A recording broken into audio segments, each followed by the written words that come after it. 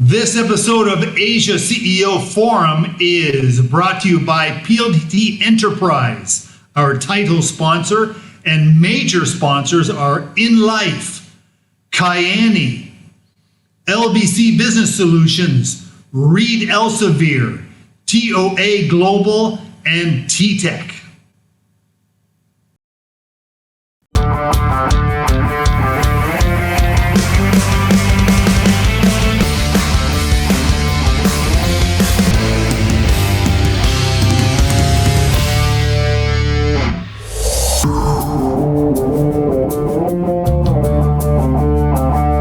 Welcome everyone to this Asia CEO Forum, and we're talking about digital transformation. More than a buzzword, this is something that has really gained a lot of ground over the past couple of years, as everybody knows. And even government agencies, and I shouldn't say it like that, but they have tried their best and made tremendous progress. Still lots of work to be done, but they have really grasped this and are really taking it to its next level. So we're going to have some really quite compelling stories about this. So glad to have you with us for Asia CEO Forum Digital Transformation. Let's get going with our first guest is Mon, the co-chair of the Ease of Doing Business Task Force on Paying Taxes. Digitization and digital transformation has been his thing for taxes for many years. Mon oversees his own organization, the Asian Consulting Group, and does a lot of work with large and small corporations dealing with their tax cases. So a lot to talk about and a lot to get through, especially we're coming up to the tax season, and it's also politicalized this year more than usual. So please welcome Mon Abrea. Glad to have you, Mon. Glad to see you looking good. Thank you, Richard. While tax administration is crucial for us to collect more taxes for the government, especially with the 12 trillion national debt as we speak, equally important is for us to really digitalize or fund digital transformation in all government agencies. It requires a whole government approach for us to address graft and corruption, for us to address tax evasion and smuggling. And at the end of the day, with less with less human intervention and personal relationship among businesses and political parties, it will be better for our tax system. And we're just happy to experience the progress even during pandemic. In fact, it's a blessing in disguise that we started seeing a lot of digital transformation specifically for the Bureau of Internal Revenue. In fact, as mentioned, it's already tax season. While we are hearing a lot of tax issues because it's campaign period, we also acknowledge the fact that it is now a lot more easier to file and to pay our taxes compared to 30 years ago, where we really have to deal with tons of documents, queue, and really never-ending battle on how to comply with all the paperwork that is mandated or required by the Bureau of Internal Revenue. But to this day, we are enjoying and grateful to the government for really prioritizing digital transformation. Who would have imagined that now you can file and pay your taxes by just using your mobile phone? And that is what we are experiencing and what is offered by the Bureau of Internal Revenue. So we believe that automation or digital transformation is really key for us, not just to collect more taxes, but to really make it more simple, easier, and efficient, so that even the small enterprises can comply, which means additional tax collection for the government, while making sure that the loopholes or any possible leakages will also be addressed, because data, while respecting data privacy, data sharing among government agencies or data analytics will now be used, so that the audit will not be random or very personal or highly politicized, but it will really focus on risk-based. Those with higher risk tax exposure will be prioritized in terms of our audit. But at the same time, during the pandemic, we saw the rise of online transactions. And I guess that's the reason why Congress is now pushing for digital economy taxation. While this is being discussed, we also take note of what other countries or the global tax experts and authorities are actually talking about. We are now discussing the global tax evasion, which means with all these giant tech firms or online transactions, not just in the Philippines, we cannot really know where the taxes are being paid. And that's why OECD is proposing for a global minimum corporate income tax, which personally I would like to support. But the proposal now pending in Congress is related to additional 12% VAT to all online transactions. And I hope that will be reconsidered because we have to study and consider cryptocurrency, blockchain technology, and really understand how all these platforms work. We cannot just keep imposing 12% and kill the small or the startups, while the bigger ones, especially foreign companies, will not be paying any taxes in the Philippines.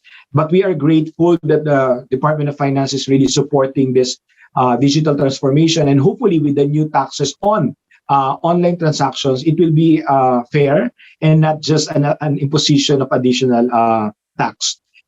Because of train law, effective next year, it will now be mandatory for large taxpayers, for those in the e-commerce business, to actually adopt the electronic invoicing system.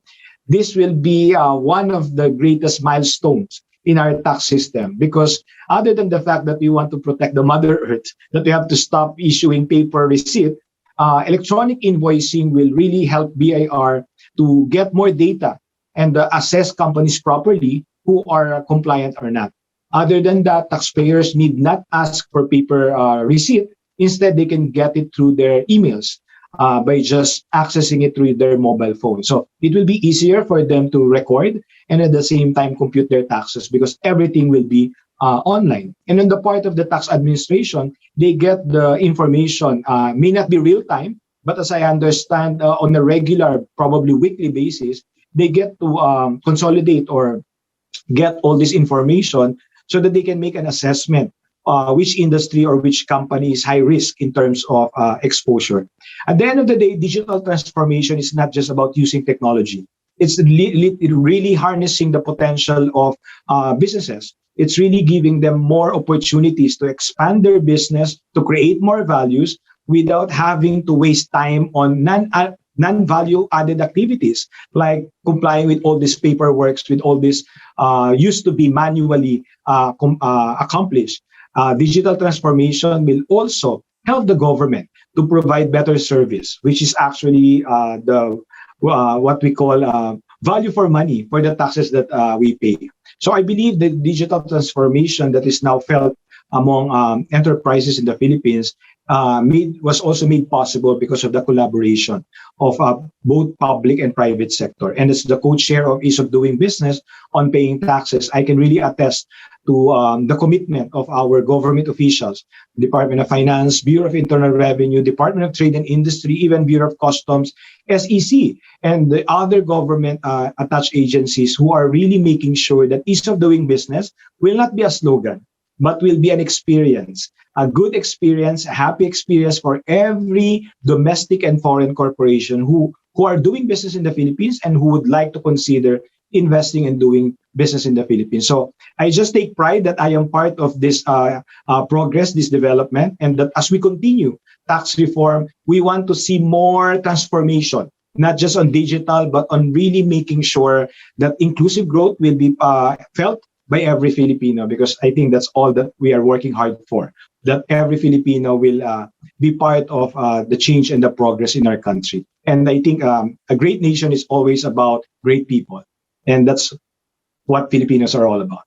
So thank you very much. Okay, very good, Mon. Now, Mon, large companies, how we start off with them, you know, collecting taxes, they've been, I mean, how far along is digitization in BIR? Because this is one of their big pain points, is just how to pay their taxes and compliance. These big tax assessments that they get and the negotiations, is this going to ease some of this? And second of all, how far along is all of this where people can say that, yes, there has been an impact?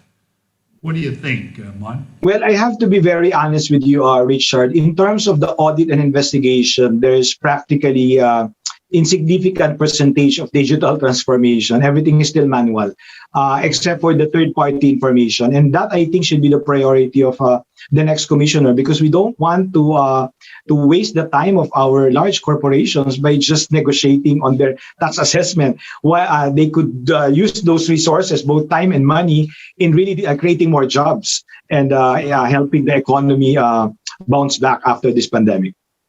Okay. And now small companies, they don't have the resources, obviously, to have, tax lawyers and specialists and so forth to deal with these things. Can you tell us a bit more about how it is becoming easier and will get even more so in the next, or even now, or in the next coming year or two? Well, there is a bit challenge there, Richard, because under the CREATE law, the corporation or a small corporation is defined as those with net taxable income of 5 million and below, while under the TRAIN law, individuals, or what they call micro enterprises, are those with 3 million and below annual sales. So for individuals, you are small if your sale is 3 million and below. But for corporation, you are small if your net income is 5 million and below. So there's a difference and disparity even on the rates. And why am I saying this? Because for micro and small businesses, it's important that the compliance is really simple and less costly. Number two, that the rates are much, much lower, if not zero or nothing at all. But right now, there's still a blanket policy that a large corporation can do quickly, but a micro or small might mean life and death situation for them because they really don't know how to deal with it. Yes. Okay. And now some agencies, you have a friend, Rauel Barba at the Intellectual Property Office. They've come a long way with their digitization. How far along is BIR? Understanding that it's a much bigger agency and so forth, but how far along are they in your estimation, Mon? Well, based on the replacement of some of the Jurassic systems in BIR, including registration and the tax information, I guess we have come a long way, but I cannot say 50%, probably less, because it was only felt, especially during pandemic, that a lot of paperwork attachments that were done manually before are now automated, or is just uploaded on their website or sent through email, which before they never accommodated or they don't want to consider. But digital transformation is not just, as I mentioned earlier, about technology, but really making sure that it's the ease of doing business can be experienced by the smallest taxpayer. And that I think is still a challenge because there are a lot of requirements that could have been removed or streamlined further. Like the books of accounts, it's still there. A lot of our small entrepreneurs, Richard, they don't have time to even accomplish the columnar books, and yet it remains as a requirement. I see. Wow. Okay. Okay, Mon. Well, and maybe if I can ask you one more question that maybe is difficult, but you're sharp guy, so I'll ask you anyway. But comparing Philippines to other countries, I know you're out and around the region and the world. I just heard you're off to Harvard to do a master's degree in, I think, after the election. So we'll cheer you on there. But how does Philippines compare? I know there is progress being made. Are we still a long way to go compared to others? Or it seems we're starting to catch up a bit, aren't we? We're actually, we started catching up. We've been working with South Korea and other countries to really improve our ease of paying taxes. But it requires more budget and political will. I see. Okay. Okay, Mon. Well, great work. Keep up the great things you're doing. I know you've been a tax advocate, simplifying taxes for many years, and it's starting to really pay off. So, yeah, really good work you're doing. So thank you again, Mon. Really good to see you doing well. Thank you, Richard. Welcome to our next speaker is Melvin Chan. His formal title is VP and Head of pldt Enterprise Innovations and Internet of Things. He has worked on technology projects, digital transformation from the top of Asia to the bottom over many, many years in the telecom industry. Well known across the Asia region and a good communicator. He speaks Japanese, Chinese, Korean, other languages. So really a special guest and special addition to the event. Please welcome Melvin Chan of pldt Enterprise. Glad to have you, Melvin. Thank you, Richard. Thank you for having me today at this forum. And thank you for all the sponsors and the audience who are watching this event today. Like Richard mentioned, I'm Melvin from pldt Enterprise. pldt is the largest fully integrated telco in the Philippines, which work across fixed wireless and ICT industries. And today I'd like to share my view on how pldt helped driving digital transformation through IoT. Digital transformation is not just a recent buzzword. It started after the inventions of internet in the 80s, and in the 90s were a period of many familiar software platforms, digital services, and technology companies were created and evolved over the next 30 years or so. So now cloud, software as a service, AI, Industry 4.0, connected cars, smart cities are all of the part of the technology advancements of digital transformation. But for me, there's one common denominator among all of this: data. Digital transformation is all about data, how enterprises can use data for the benefits to enhance business decision, improve efficiency, reduce costs, and create best customer experience. In order to drive digital transformation, one way is through Internet of Things, or IoT. IoT, in the simplest term, is networks of connected things. According to GSMA study, IoT is part of the digital transformation of up to 16% of companies around the world. Let me explain in a little bit how IoT exactly works. There are like 4 stages of IoT architectures. Things like e-scooters, smart meters, security cameras, smart speakers, AGV drones to connected cars. These are the things that generate data. Data collected by sensors, then aggregates through IoT gateways and then analyzed by either the edge or send it to the cloud or data center for deep analyzing and archiving. And the data-driven outcome is sent back to the things through IoT edge, gateway, actuators. And this helps achieve efficiency that traditional ways is not possible and can work across multiple industries. Some of the industry I can say, for example, like agriculture, like precision agriculture using sensor data. Imagine that, when you understand what's the temperature, what's the humidity, the pH value of the soils, the nutrients, and light intensity, that can help you create the best outcome of crops. That's IoT. Or logistic management using telemetric data that you can track where's the GPS, where's the location of the truck, what's the temperature of the goods inside the trucks, and so on and so forth. From a metaverse sense, imagine collaboration and entertainment can be realized through IoTs, or integrated supply chains using facility management devices through IoT. According to our global data analytics company, the IoT market projections in Philippines in the next couple of years account to 4.75 billion at 6% of CAGRs. And the top 4 industry where we see the most of the IoT spending is going to happen is in energy, utilities, government, transport and logistics, and manufacturing. And when we look into what are the top drivers in IoT solutions around the world, we see number 1 is improve the operations efficiency. Second, enhance insights for business decision. And finally, on the 3rd place is cost reductions. So Internet of Things is really a technical revolution of our time. We see that it can connect things, places, people, which can help us create a new dimension of services.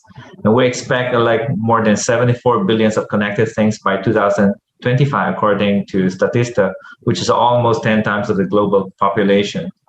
And then we see here in the Philippines, IoT market in the Philippines is growing at a rate of 23%, with 70 million of IoT connections by 2028, according to Gartner. And because of that, in order to address this IoT potential in Philippine PLDT Smarts launched the very first IoT platform in the Philippines, which enable full controls, transparency, and visibility and self-care. So imagine you have you have hundreds of thousands of IoT connections. You can control them in the same platform. You can monitor the usage. You can and self-care and take control. What do you want to give? Which connections? What data? So this platform, we call it the Internet of Possibilities, which enable all sort of possibilities across multiple use cases. And we have like 3 plans. We have the monthly fixed plans with the data pooling plan and pay per use according to your needs from the enterprises. So here on this slide, you can see actually PLDT IoT portfolio and services we provide right now. The connectivity management pieces I mentioned a while ago. We also have curated solutions, for example, like CCTV and video analytics, emerging responses, cloud push-to-talk, digital forms, smart trackers, and so on. We also work with our industrial partners to cater a specific use cases, looking after, for example, utilities, waters, and powers, smart manufacturing, or smart warehouse, and so on and so forth. So that's a quick 7 minutes of myself, and what I want to present, how PLDT using IoT to drive digital transformations. So for audience out there, if you would like to collaborate with us here in Philippines, we invite you to join us to co-innovate, to create like good use cases for your companies and to enhance your customer user experience. So thank you. Very good. Thanks, Melvin. And Melvin, can you give us a kind of a specific example, a story of a project you worked on and how it made the world a better place? It doesn't have to be in Philippines, but anywhere. What can you a specific example? Richard, thank you for that question. Actually, it's a very interesting question. In my current role, I actually work a lot with startups community, and some of them are actually specific looking into sustainability and ESG. And personally, sustainability has a very high agenda in my heart. I always say it's not about doing this for us, but for our next generation, the generations after that, and so on and so forth. And a couple of the startup that I could think of is, for example, one of the startup using AI to preserve biodiversity and environment. Another one actually that we're currently working on a POC is trying to increase the energy efficiency in our cell tower to reduce the power consumption. And the last one I could think of is actually quite an interesting one. They're using containers and IoT to make fresh vegetables and fruits available for people, more accessible. So there are a couple of things that actually crossed my mind. That's a good example. Okay, interesting. And now you have a lot of experience across the region, Melvin. How's Philippines doing compared to others? Okay. We don't have to be where Singapore is, but how are we doing overall, do you think? We got a long way to go, or are we? I would have like 2 angles on that one. The first one is actually our 5G speeds. In fact, I'm very proud to say our 5G speed year over year has been rated as the highest in the country. In fact, as much as double of the speed of our competitor here in Philippines. But on the other hand, from an IoT and 5G understanding perspective, it's still a little bit lacking behind. For example, a lot of time when I speak with enterprise customers, they would love to have tried their hands on 5G and IoT. But when we try to understand a bit specific what kind of use case they are more interested, they would have no understanding. So that's why one of my main job is trying to channel thought leadership, try to educate them and try to let them embrace what the value of 5G can bring to their business. And through that, we do innovations together and try to have a better experience for the end customers. Okay, so you can talk green field when you're talking with people. Okay, all right, Melvin, really nice to meet you. I haven't met you before, and when I looked at your background, very impressive the work you've done over many years across Asia. So yeah, really glad to have you back situated in Philippines doing work. So so very nice to meet you and keep up the great work you're doing with PLDT Enterprise. Thank you, Richard, and likewise, thank you for inviting me to your forum today, and looking forward for more collaboration and participation in your forum in the future. We do. We look forward to more. Yeah, Melvin. I think there's a lot more we can talk about and spread the message. So thank you again. Thank you. And we have a special guest today is Rauel Barba, the Director General of the Intellectual Property Office of the Philippines. I interacted with this group years ago, and they were a good group, a very responsive group. They are also the leading edge for digital transformation. I did not know that they had fully digitized their operations. And all through the pandemic, people were able to interact with their office 24/7. So I hope I'm not preempting, but I just got so excited. I haven't heard of any government department who is this far along. So a special guest and a special message. Please welcome Rauel Barba, Director General of the Intellectual Property Office. Glad to have you, Rauel. Yes, thank you very much for that introduction, Richard. So, ladies and gentlemen, good morning. Thank you for inviting me to be a featured speaker at the Asia CEO Forum. I'm always glad to address the business community, share developments on Philippine intellectual property, and emphasize how IP will play a huge role in our digital future for a resilient growth. The digital space has indeed presented invaluable benefits and boundless opportunities to many. At IPOFIL alone, our digital transformation agenda proved indispensable in rising above the challenges of the pandemic. Before the pandemic, IPOFIL had already been aggressive in modernizing its systems. But when COVID hit, we doubled our modernization and digitalization efforts, making us among the first government agencies to offer end-to-end online services. Aside from digitalization, we have also been adopting fourth industrial revolution technologies to improve our overall work from decision-making to implementation. Last year, we launched our Business Intelligence 2.0, a data visualization platform that uses cutting-edge machine learning or AI and advanced analytics features. This tool enhances our existing big data infrastructure and dramatically improves our evidence-based decision-making processes using real-time data visualizations. Thanks in large part to our innovativeness in improving service quality, IPOFIL has earned its place on the map. As noted in the World Trademark Review's 2021 IP Office Innovation Ranking.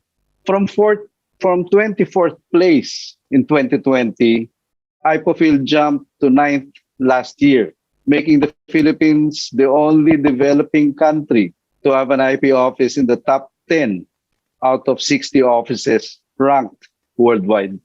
We even outranked Japan, US, and France.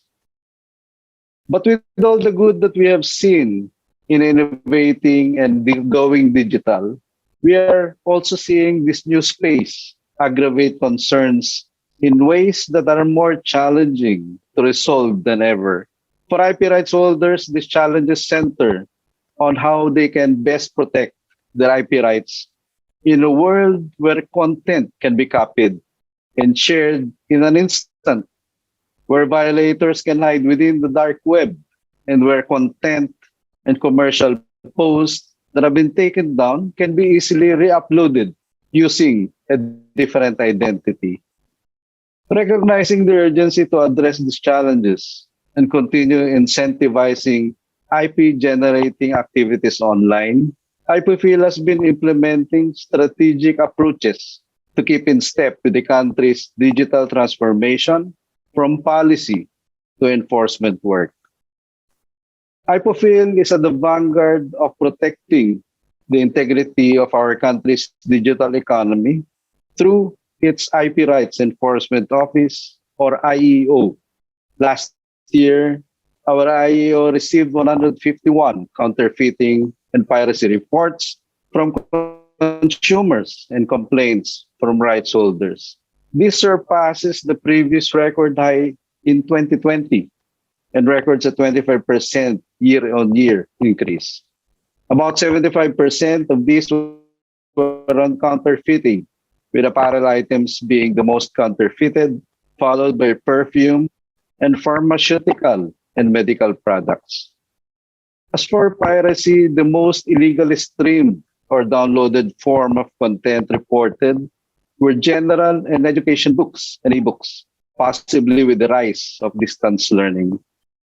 This was followed by software and TV shows and movies.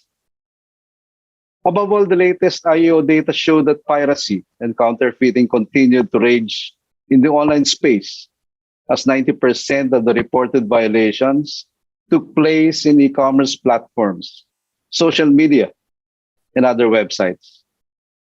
One positive indication we found is that concerned netizens are actively helping protect IP rights, as they contributed 75% to our IEO's total reports.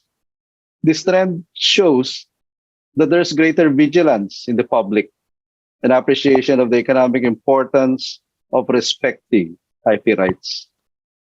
IPOFIL has been very active in educating the public on the dangers of counterfeiting and piracy and helping companies beef up their enforcement operations. For example, IPOFIL conducted last October a webinar on IP enforcement for Golden ABC or GABC, which owns the homegrown fashion brands like Penshop. This has led GABC to enhance its IP enforcement and brand management efforts, which resulted in more litigation savings and higher case decongestion.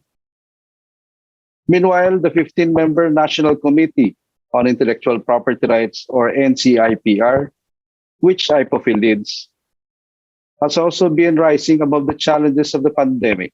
Last year, despite continued restrictions, the NCIPR drew in a record haul of counterfeit goods. Steadfast in our mission to combat counterfeiting and recognizing the surge of trade in illegal goods at the height of the crisis, the NCIPR increased inspection and raid operations last year, seizing almost 25 billion pesos worth of counterfeit goods in 2021, the biggest seizure in our 13 years as a committee. To further strengthen IPOFIL's enforcement efforts, we issued new rules to expand our enforcement functions online and make more remedies available to rights holders. The rules include enhanced coordination with the National Telecom Commission to take down posts that violate IP rights and proactive monitoring of marketplaces. We have also broadened our network of private sector partners to better understand the challenges we face and develop more efficient and more harmonized enforcement measures. We have also facilitated the successful partnership between e-commerce and rights holders in March last year. This was to improve notice and takedown procedures of e-commerce platforms and put more preventive measures in place. And for this year, we are pushing to implement a rolling site blocking regime that will effectively block access to IP infringing sites with a continuous monitoring effort so as to prevent illegal content from getting back online.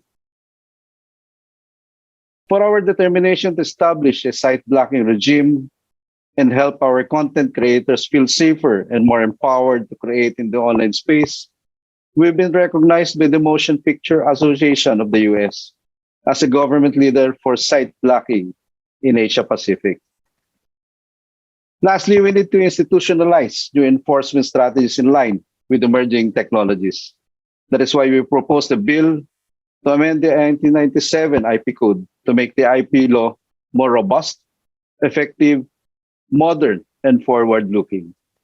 This in turn will also strengthen the Philippines' position as an attractive investment destination. Before I close, I would like to gather the support of our partners in the business community as we celebrate the National IP Month this April.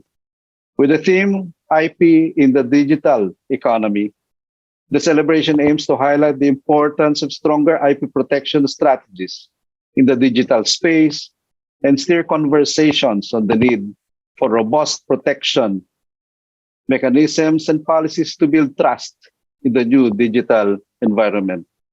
Again, thank you for inviting me to be a part of your event, and a good morning to everyone.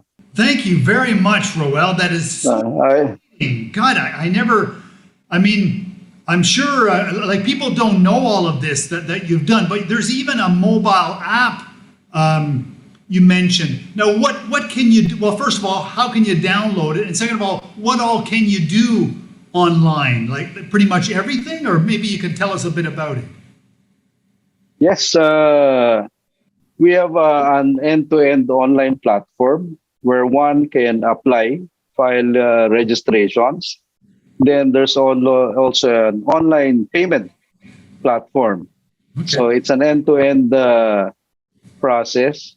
And we also have the e-correspondence and e-documents where one can send documents to IPOFIL using the same platform. I see. And our office also communicates to the applicants through the e-correspondence. So basically, it's an integrated platform, especially for trademarks and patents, utility models, and industrial designs. For copyright, we're still trying to integrate it in the system. But for now, we have provided an email address where one can file for registration for copyright. I see. That's interesting. And so now, just Philippines as one of the world's biggest users of online content and producers, this is quite dramatic.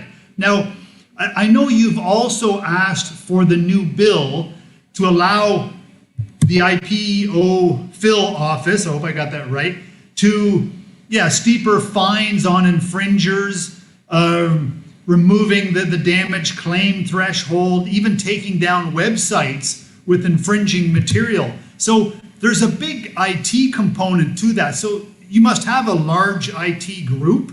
Is that right? It must be a big focus for you, is it? We have a very lean admin IT group here in IPOFIL. I think there are about 20 in that bureau. But hopefully we'll be able to add more warm bodies in the future as we earn more. Because as I've told you earlier, we are a self-sustaining agency. Yes. We do not get any single centavo from the national government. So part of our job is to make sure that we have the income every year to support our operations and hopefully invest this in our automation efforts. By the time I step down from IPOFIL in 2024, I want IPOFIL to be a 100% fully digitalized agency. I see. Wow. And so what else is there to be fully digitized then? Because it sounds like you're a long ways away. Or no, very close. I mean, you've come a long way. You know what I mean? Yes. There's still much work to do. We're now concentrating on integrating the copyright aspect into the system. So because right now we have just dedicated an email address where one can register for its copyright. Secondly, we are still improving our website. And hopefully we'll be able to put dashboards where an applicant or any entity or company or person will be able to see his applications and the status of that application on the website itself. Yes. So I hope that Great. lawyers will not object to that improvement. And so any applicant Even an ordinary businessman, not a lawyer, can take a look at the status of his applications. Well, it is. It will make it much more user friendly because that was one of the big issues that you had to deal with. You know, lawyers are good people and we want to use our lawyers, but for mundane things, it doesn't make any sense. And so what you've done, like I'll tell you, I enjoyed working with your organization years ago. And sounds like it'd be even fun because it's interesting to figure out what you can get away with copyright and what the office is going to approve and so forth. But now you can do it much easier. And yeah, so anyway, I'm talking too much here, but really, this is a tremendous improvement and is really going to make a big impact in the nation. And this country is destined to be one of the great creators of content. So it is just at the right time. So, Director General, we really appreciate you coming to tell us this great news and great story. So keep up the fantastic work. Hopefully we can have you back again when you get to the next, you got some new thing you want to update us on. But really, really nice to have you. I know I'm rambling, but really, really a good story. So thank you again, Director General. Yes, thank you very much again, Richard, for this opportunity. Hope to meet you in person soon. Yes, Because, I do. Here in Iot, we already started face-to-face meetings. And earlier this morning, I had a meeting with Secretary Lopez face-to-face. Oh, so we're starting to really open up. Yes. Oh, that's really good. Well, if you have, the next time you have an announcement or some little progress has been made and you want to tell people about it, please come back to us. We'll be glad to have you. This is really, really exciting. So again, thank you very much to Director General Rauel Barba of the IPO Phil, the Intellectual Property Office of the Philippines. So thank you again. Thank you very much. Thanks everyone for being a part of this Asia CEO Forum Digital Transformation. We'll see you again soon.